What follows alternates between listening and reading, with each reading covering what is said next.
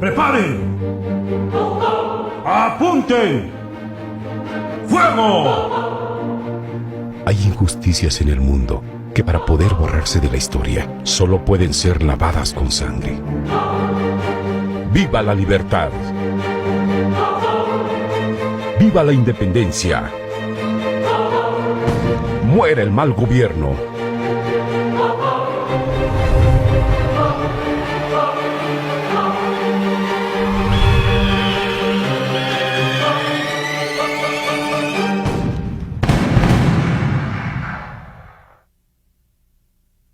Todo comenzó con un grito de aversión a los abusos, un alarido desesperado, presuroso, inevitable ante el descubrimiento del golpe de Estado el 16 de septiembre de 1810. Hoy, 30 de julio de 1811, sirva mi muerte para limpiar 300 años de injusticias contra los naturales de piel de bronce, indios cuyo trabajo y sufrimientos no tienen mayor trascendencia para los gachupines que la pena de cualquier animal de carga. Yo soy el agitador, ex rector del ilustre colegio de San Nicolás en Valladolid. A la muerte de mi hermano, ocupé su lugar como cura del pueblito de Dolores, criollo, como me dicen los peninsulares, es decir, los que nacieron en España. Miguel Gregorio Antonio Ignacio Hidalgo y Costilla Gallaga Mondarte Villaseñor es mi nombre. Fui proclamado capitán general de América por 50,000 hombres en los campos de Celaya. Nunca pensé que las largas charlas secretas sobre la necesidad de la independencia en la casa del corregidor Miguel Domínguez tomaran forma.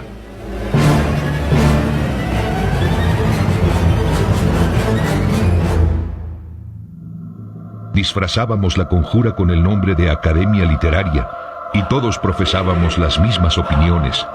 La defensa militar de España por los franceses había sido suficientemente subsidiada por la Nueva España. Muchas comunidades indígenas estaban descontentas porque les habían sido arrebatadas sus tierras. Además, había una gran presión fiscal sobre los grupos sociales en la Nueva España. Estaban agobiados de impuestos. Constantemente eran asaltadas o eran violentadas lo que se llamaban las cajas de comunidad. Esas cajas de comunidad eran pues unas cajas, ¿verdad?, en donde se guardaban pues ahorros que hacían las comunidades para sus celebraciones religiosas sobre todo. Pero muchas veces por estos préstamos forzosos que imponía la colonia, que además eran préstamos para los españoles peninsulares que vivían aquí, criollos, y para todos, sobre todo para financiar las guerras de España, que España tenía con otros países europeos. Entonces, estas exacciones que se les hacían a las cajas de comunidad sangraban la economía de las comunidades. Por la desmedida ambición española, muchos habitantes quedaron en bancarrota, incluido mi hermano menor, Manuel Hidalgo. La justicia era inalcanzable sin importar la casta. Cualquiera que iniciara un trámite legal tenía que comprar el famoso papel sellado, que era muy caro. En todos lados se hablaba de libertad, y nosotros seguíamos agachando la cabeza ante una corona arruinada. Napoleón Bonaparte, emperador francés, venció a Carlos IV e hizo deponer el trono a su hijo Fernando de Borbón para dejar a su hermano José Botella. No hay reino sin rey, ni rey sin corona. Y eso pasó no solo en México, sino en Argentina, en muchas otras regiones del continente, pues se formaron juntas para tratar de autonomizar a las respectivas regiones o virreinatos del poder de España mientras no estuviera en el trono el rey Borbón, que era el legítimo heredero de la corona, ¿no? Ellos no reconocían a José Bonaparte, ¿no? El golpe de Estado se dio precisamente el 15 de septiembre de 1808.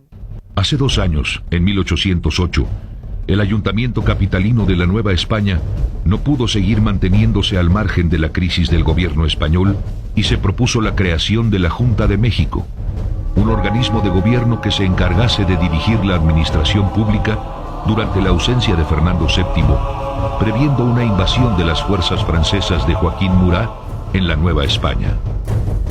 El plan fue apoyado. Aunque dubitativo, el virrey Iturrigaray accedió, pero la noticia llegó a los peninsulares. Los valientes fueron encarcelados de por vida, y la conjura disuelta, y todos callamos.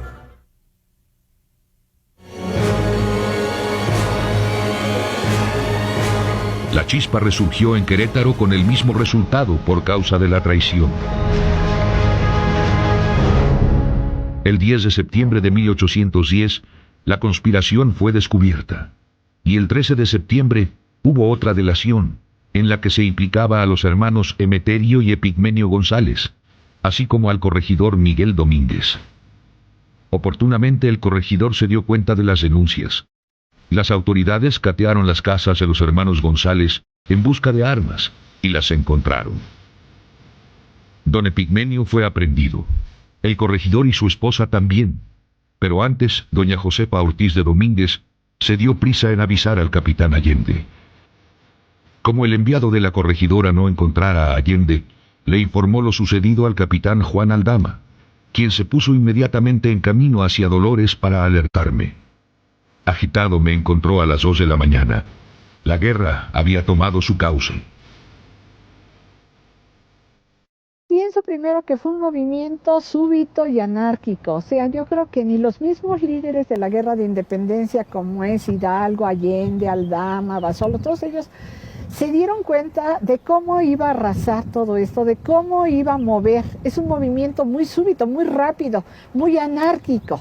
Y aquí empiezan los problemas, porque mientras don Miguel Hidalgo, que era un gran filósofo, un pensador, un humanista, no tenía la formación militar, contrastaba totalmente con los militares que estaban dentro del movimiento, como es Allende, como es Aldama.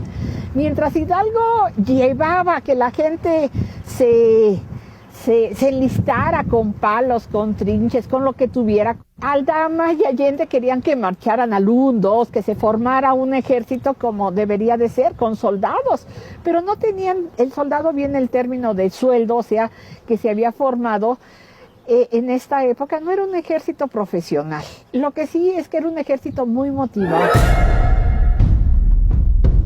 Llamé a misa, y desde el púlpito invité a la unión y a la rebeldía conjunta. Llegó el momento de nuestra emancipación. Ha sonado la hora de nuestra libertad, y si conocéis su gran valor, me ayudaréis a defenderla. Le dije a criollos, mestizos y otras almas dedicadas a la minería, agricultura y los obrajes que acudieron al llamado, y el eco de las voces llevó a la atrocidad.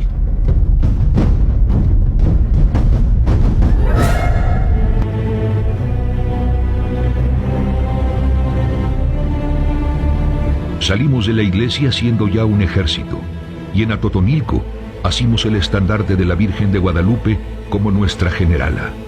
Entramos a San Miguel y se nos unió el ejército de dragones que comandaba Allende. Continuamos a Celaya y Salamanca. Finalmente, asaltamos la Alhóndiga de Granaditas. Mueren muchos españoles degollados por este gran ejército que viene con Hidalgo. Pues hay como una especie como de catarsis, ¿no? Estos grupos populares en contra de los opresores, ¿no? Que se considera que eran los españoles. Dios sabe los horrores que se justifican en pos de una buena causa. Yo mismo castigué severamente tales excesos con la pena de muerte. Pero nada es suficiente para expiar tales agravios. La siguiente mira era la capital de la Nueva España, no sin antes dejar en claro que era la libertad y la justicia lo que defendía, no la barbarie.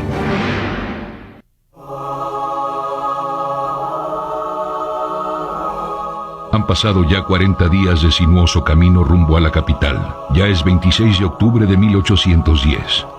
El tumulto sigue creciendo, formando una ciudad errante que engrosa sus filas más y más en cada sitio que pisa. Charo Indaparapeo, Acámbaro, Marabatío y ahora El Oro. Apenas conocí a Ignacio López Rayón, abogado de 37 años, joven idealista quien publicó un manifiesto calificando la sublevación como justa, santa y religiosa. Sin otro afán que la justicia, Rayón me alcanzó en Marabatío para expresarme su lealtad por la causa, y justo en El Oro posee algunas de las 7 productivas minas que lamentablemente han tenido que cerrar este año.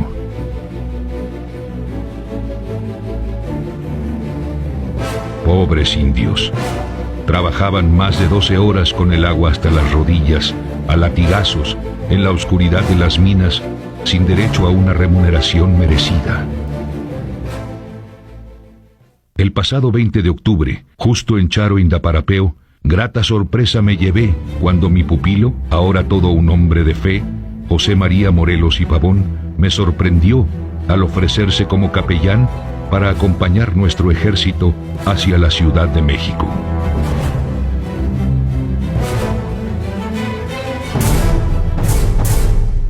Padre, le dije, me parece que mejor ha de ser usted un general que un capellán.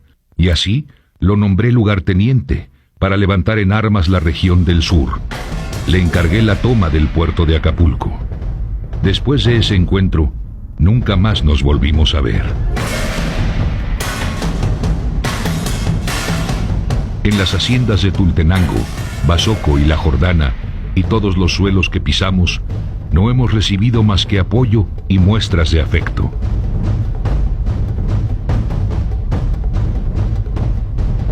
Siguen su trayecto por Michoacán y entran al Estado de México.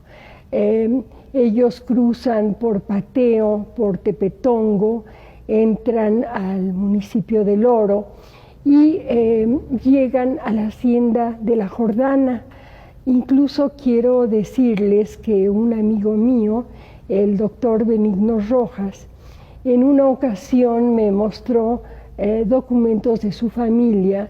Benigno Rojas era dueño de la hacienda de La Jordana, su bisabuelo era dueño de esta hacienda y él conserva los documentos en donde Hidalgo le pide reses y le pide trigo para alimentar a las tropas insurgentes, diciéndole que posteriormente, una vez de que se consume la independencia, él le va a pagar todos estos gastos. Esto me pareció muy interesante porque es una escena cotidiana, pues, de la lucha, del esfuerzo que hacía Hidalgo, de alguna manera encauzando a miles de personas que carecían de todos los recursos y que participaban en esta insurrección. En cada pueblo que atravesamos, los curiosos que se asombran por el contingente de 50,000 almas nos miran como redentores. La hierba huele a vida por las mañanas. Se pinta el cielo de una nueva oportunidad, un día más, una mañana más. La nación, que tanto tiempo estuvo aletargada, despierta repentinamente de su sueño a la dulce voz de la libertad.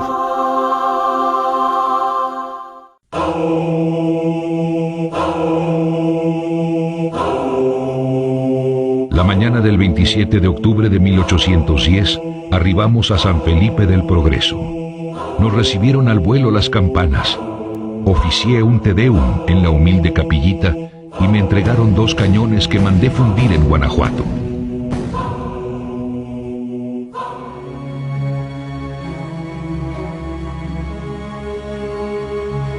San Felipe del Obraje vio nacer al fiero Alberto Garduño, el Hércules insurgente que pelearía por la causa al mando de los hermanos Rayón.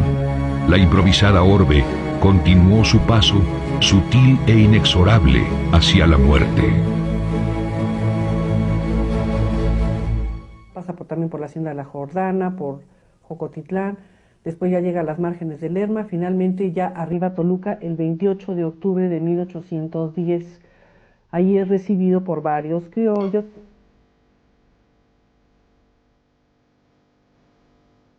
Morelos, por su parte, no perdió tiempo en encender la llama de la insurgencia.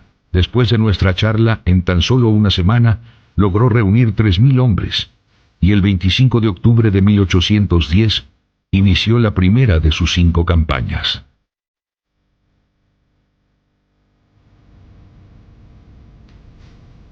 Con 25 hombres, salió de Carácuaro, rumbo al puerto de Acapulco, tal como se lo pedí, dando importancia primordial a la calificación de las tropas por sobre su cantidad. Prefería contar con pocos soldados, siempre que fueran disciplinados y competentes para el combate, criterio que definió la composición del ejército para la insurrección del sur. Y es una estrategia que va a utilizar y que va a conocer muy bien en este momento Morelos. O sea, que es el segundo movimiento que podamos decir en la Guerra de Independencia y que lo puede hacer directamente. Y entonces por ahí van a entrar hacia todo lo que es pues la parte suriana, todo lo que es. Además, bueno, estos movimientos se van a hacer en el momento en que hay alimento por ahí, o sea, en donde pueden cosechar algo de maíz, en donde pueden comer y el ejército no tiene que cargar los alimentos. No estamos hablando de un ejército donde le lleguen en paracaídas los alimentos, sino un ejército en donde tiene que abastecerse de lo que hay en el medio ambiente o que se tiene ahí en el medio ambiente. Fue otro el movimiento completamente y ahí vamos a tener pues, las batallas que van a llegar a Villaguerrero, a lo que hoy conocemos como Villaguerrero, a la parte esta de Iztapan de la Sala, Tonatico, a la parte esta de Miñas, de Sultepec. O sea, va a venir de todo esto porque va a ser la parte que conocía la Intendencia entonces de México, que conocía Morelos y que sabía cómo hacerlo. Porque si ustedes recuerdan toda esta parte del actual estado de Guerrero, que es a donde se va a mover Morelos con mucha, como ahora sí como pez en el agua, pues era la parte que pertenecía a la Intendencia de México en estos años. Morelos escribió alguna vez: cierto que pueblos enteros me siguen a la lucha por la independencia, pero les impido, diciendo que es más poderosa su ayuda labrando la tierra para darnos el pan a los que luchamos. 13 centavos ganaban los campesinos por jornada de sol a sol, y los que siguieron nuestros pasos empezaban temprano el día, pero nunca sabrían si llegarían al final de él para ver cómo se ocultaban las estrellas. Todos sabíamos que podíamos partir, pero no si tendríamos regreso. Sin importar lo mucho que dejáramos atrás, era la idea constante de todos al mismo tiempo, entre el bullicio de los caballos y los niños, a cada paso, acompañada de vez en cuando por un melancólico silencio.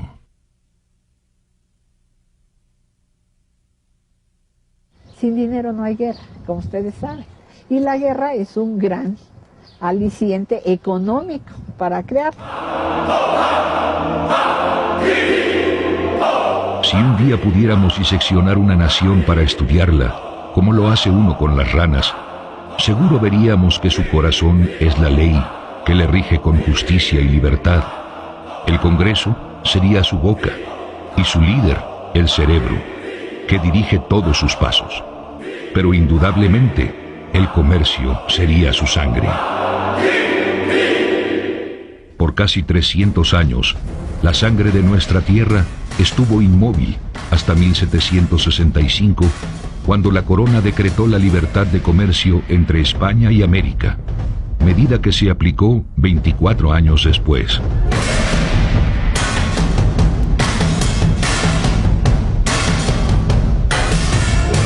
La apertura productiva triplicó en pocos años los ingresos fiscales obtenidos a través del comercio y multiplicó casi por 7 la actividad mercantil. La Nueva España era uno de los países más ricos del orbe mundial, pero no era así, pues casi toda la riqueza pasaba a llenar las arcas del tesoro español. Por eso los extranjeros que visitaban nuestras tierras decían que la nuestra era una nación de mucha riqueza y máxima pobreza, o bien que el nuestro era el país de la desigualdad.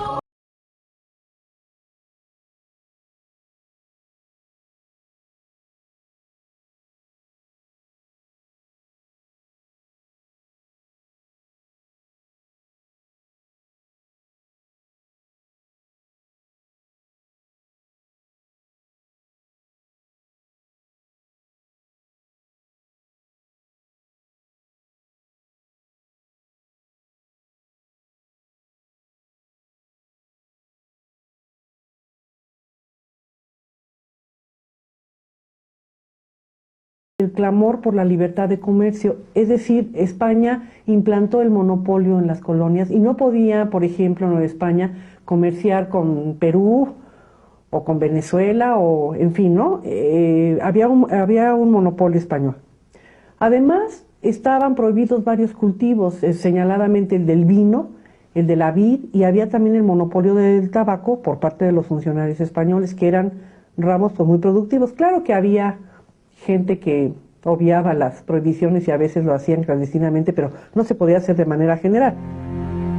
Estos rumbos obligadamente recorría don Miguel Sánchez, desde Querétaro y Huichapan hasta la Huasteca. Hábil para la gente, don Miguel era agricultor y comerciante. Por sus constantes viajes, algunos de los conspiradores de Querétaro le encargaban llevarme cartas, o a los generales Allende o Aldama, de manera que estaba enterado de los planes insurgentes. Iniciada la lucha, se presentó ante mí y lo nombré brigadier. Pronto sus acciones incitaron a la rebelión en la hacienda de los agustinos en San Nicolás, Michoacán, y de ahí, con el grupo de indígenas que pudo reunir, principalmente del territorio Mazahua, ocupó Huichapan. En ese lugar se le unió Julián Villagrán y su hijo José María, conocido como El Chito, además del párroco del pueblo, José Julián Teodoro González. Juntos llegaron a incursionar hasta Tlalnepantla, combinando sus movimientos con los del grupo que yo encabezaba. Sitiaron Querétaro el 30 de octubre, el mismo día que mi tropa y yo llegaríamos a Lerma. Ellos entraban a las poblaciones y se incautaban de lo que podían, ¿no? Pues los que pagaron el pato fueron abarroteros, fueron también campesinos, porque llegaban también a comunidades campesinas y se comían los guajolotes, se comían los puercos. Entonces, pues, la principal aportación del Estado de México, no solo a la guerra de independencia, sino a todos los movimientos armados que han pasado por esta región, pues es servir como granero, como fuente de abastecimiento de alimentos, aparte de tropa, porque muchas veces se aplicaba el sistema de leva y eran jóvenes campesinos los que eran llevados a combatir en estas luchas, ¿no? Los que podían, pues se birlaban una dama, ¿no? También los padres de familia escondían a sus hijas para que no cayeran en manos de la multitud hambrienta, sedienta. Y obviamente, pues cuando tomaban una población, pues, se iban sobre los víveres, ¿no? Los jamones, los encurtidos, los quesos y obviamente el dinero.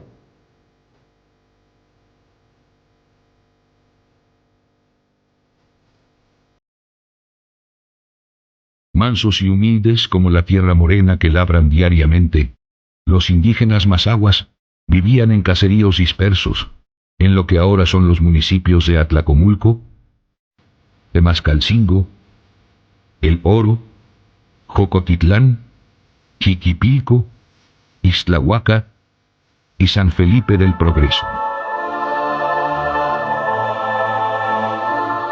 En contraste con sus campos lucrativos, fue una región muy pobre, donde a pesar de lo mucho que trabajaran, solo podían aspirar a siervos de las haciendas como La Jordana, Basoco o Tixmandene. Los mazahuas eran apacibles fieras. Si se les provocaba, reaccionaban con violencia, siempre que unidos pudieran rechazar el ataque o castigar al que los maltratara. Y ya estaban hartos de humillaciones.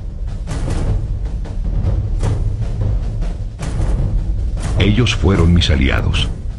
Temerosa llegó la comitiva poniéndose a mi disposición y celebramos en grande en San Felipe del Obraje, y al poco llegó un muchacho jadeando.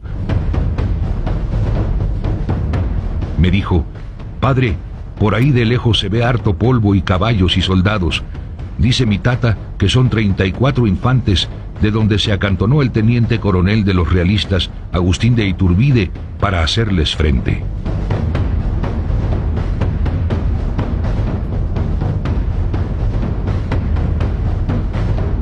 Iturbide era un joven de apenas 27 años.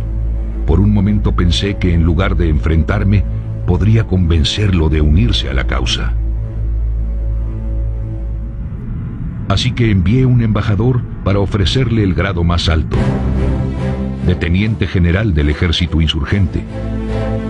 Sin embargo, ofendido, lo rechazó y se retiró para unirse al general realista Torcuato Trujillo, quien avanzaba a Lerma. No podíamos alargar más la fiesta.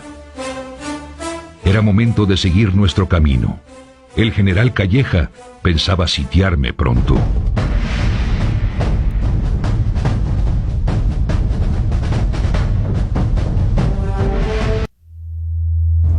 Con los vientos de otoño se levantan polvaredas humanas. Miles de pies al unísono aran el camino a la libertad. Desde San Felipe del Obraje, hoy 27 de octubre de 1810, esos pies se asoman por Ixtlahuaca decididos, descalzos y llagados. Aunque mucha gente no sabía leer, en la plaza principal se encontraba publicado el edicto de excomunión contra mí y mis seguidores, además de la advertencia de una multa de 500 pesos al que lo quitase y rasgase, decretando el mismo castigo contra todos los que aprobaran la insurgencia, la proclamaran o tuvieran trato epistolar conmigo, nos ayudaran a propagar ideas revolucionarias o no nos denunciasen. El Tribunal de la Inquisición tenía abierto un juicio en mi contra desde julio de 1800. Se reanudó el proceso en septiembre de 1810 y se me declaró amante de la libertad que proclamaban los enciclopedistas y en consecuencia hereje. No obstante, arribó sin ser invitado el cura de Jocotitlán, don José Ignacio Muñiz, para traerme el mandato de la Inquisición. En plena fiesta mostró los edictos del obispo de Valladolid, Manuel Abad y Queipo, del arzobispo y del Santo Oficio. Salí de mis cabales. Él llega a Ixtlahuaca, es recibido por el cura Agustín Mateos y se le recibe con toda la pompa, se le recibe con una cruz, con cirios, y su estancia en Ixtlahuaca es muy interesante.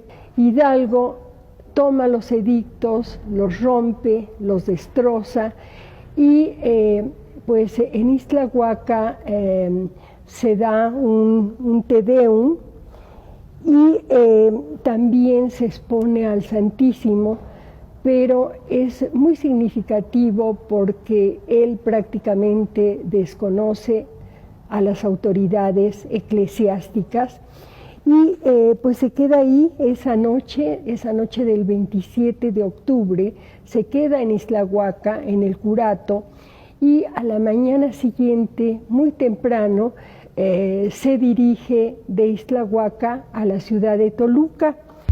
No habrá inquisidor, ni arzobispo, ni virrey, ni rey, ni santo gachupín, les dije a mis partidarios. Me mantuve firme y anuncié que el día 2 de noviembre estaría en México. Embravecidos nuevamente y confiados en mis palabras, pasamos una noche en calma. Pero en el fondo, yo sabía que la guerra se había desatado incluso en el cielo. Llama la atención que la Virgen de Guadalupe, que es la gran coronela de esta guerra de independencia, también otra Virgen de Guadalupe en España fue la gran coronela dentro del ejército español y de los reyes católicos para la conquista de Granada. Pero esto va a hacer que todos los indígenas, sobre todo de los pueblos aledaños a esta zona del Monte de las Cruces, se unan. Bandera contra bandera y altar contra altar. Los gachupines también tenían apoyo celestial, la Virgen de los Remedios, cuyo origen viene de los tiempos de la conquista, era considerada como la protectora especial de los españoles. Receloso, el virrey Javier Venegas de que nos apoderásemos de esta sagrada imagen también, la hizo trasladar a la catedral y la declaró generala de las tropas del reino de Fernando VII. El ejemplo de la capital fue seguido por las ciudades y pueblos de las provincias, y el virrey quiso también trasladar a México la imagen de Guadalupe, pero no se verificó por la resistencia del cabildo de la colegiata. Deberíamos de tener también una tumba especial para enterrar el alma, no solo el cuerpo. Vale la pena que los sentimientos también tengan epílogo, uno por uno. Si bien duele perder la vida, duele también la vida misma. No sé qué habría hecho si en lugar de estar en Toluca ese 28 de octubre, yo hubiera presenciado los destrozos que el general Calleja causó en mi casa en Dolores el mismo día. Moreras, hornos, panales y libros, mi familia huyendo de la tropa de Calleja, el curato en desorden, las puertas abiertas sin llaves, los muebles hechos pedazos y sucios, las piezas también sucias. No pude menos sino derramar lágrimas de sentimiento al saber de tal arbitrariedad. Para ser un ejército improvisado, se distinguieron todos por su notable comportamiento. No hubo saqueos. Al entrar a Toluca, Fray José de Lugo, el padre Pedro Orcillés y una distinguida comitiva de nuevos insurgentes me dieron la bienvenida. Se le da la bienvenida en el templo de San Francisco. Este templo se encontraba en donde actualmente se levanta la catedral de Toluca, y se le recibe a Hidalgo por un grupo de criollos, y pues era muy numerosa la población en Toluca que buscaba la insurgencia. José Mariano Olaes lo invita a su casa, en donde se encuentra instalado en la actualidad el Museo José María Velasco, y pues ahí está Hidalgo, ahí pasa la noche, y a la mañana siguiente, muy temprano, el 29 de octubre, sale con aproximadamente más de 80,000 personas con dirección a la capital de la Nueva España. El camino era muy largo, pero solo hubo tiempo de descansar 3 horas en la casa de don José María Olaes. Nos reunimos don Cristóbal Cruz, los tenientes generales. A esa reunión Aldama no asistió porque estaba en Temoaya con otro grupo. Así, acordamos que el teniente Mariano Jiménez avanzara a las 9 de la mañana del día siguiente con 20,000 hombres para sostener escaramuzas contra el general Torcuato Trujillo, quien había acampado en Lerma. El teniente general Vallesa permaneció en Toluca con los prisioneros. Un año más tarde, Toluca sería escenario de una cruenta batalla. El 17 de octubre de 1811, cuando don José María Oviedo, a las órdenes de Morelos y Pavón,